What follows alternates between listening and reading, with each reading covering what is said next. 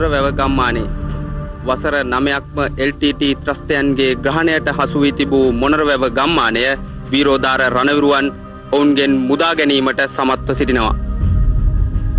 මීට වසර 9කට පෙර සිවිල් ජනතාව මොනරවැව ගම්මානයේ ජීවත් වුණා. LTT ත්‍රස්තයන්ගේ ම්ලේච්ඡ ක්‍රියා හේතුවෙන් එම සාමාන්‍ය ජනතාවට මින් පලා යාමටයි සිදු වුණේ.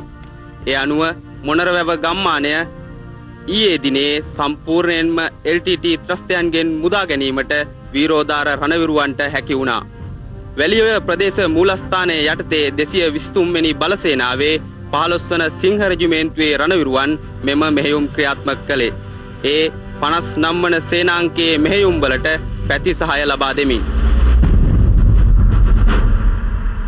1999 වසර වන තෙක්ම මොනරවැව ගම්මානයේ සිවිල් ජනතාව රැඳී සිටියා. ඒත් LTT ත්‍රස්තයන් ගම්මානය අත්පත් කර ගැනීමෙන් ජනතාවට පලා යාමට සිදු වුණා.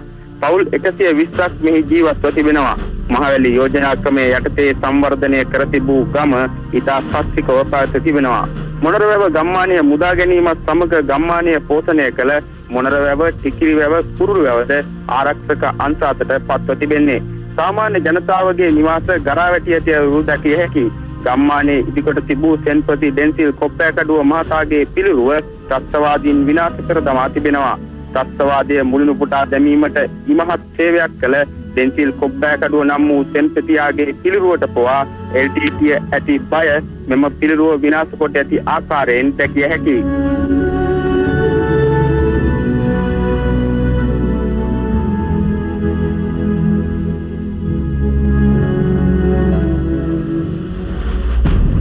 මොනරවැව ගම්මානය මුදා ගැනීමෙන් ඇතැවැට්නුවැව, සම්පත්නුවර, නිකවැව, රණබාහුපුර යන ගම්මානවල ආරක්ෂාව තවදුරටත් තහවුරු වනවා. මීට කලකට පෙර ඇතැවැට්නුවැව විද්‍යාලයට හා ගමට LTT කාලතුවක්කු ප්‍රහාර එල්ල කළා. ඒ මොනරවැව ප්‍රදේශයේ සිට. ඒ අනුව එම තර්ජනයද මුළුමනින්ම අවසන් කිරීමට ආරක්ෂක හමුදාවට ඊයේ දිනේදී හැකි වුණේ මෙම ප්‍රදේශයේ බලය සම්පූර්ණයෙන්ම තහවුරු කර ගැනීමෙන්.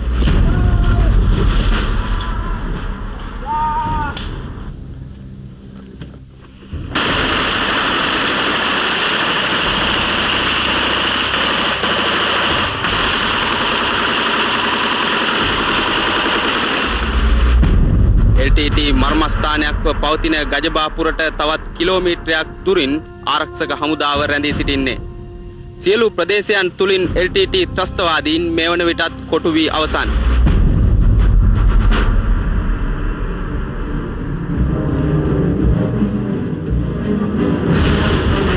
ටමිල් ආනන්ද, වසන්ත බණ්ඩාර සමගින් මම සුජිත් කුමාර මොනරවැව අවසන් ඉදිරි ආරක්ෂක වළල්ලේ සිට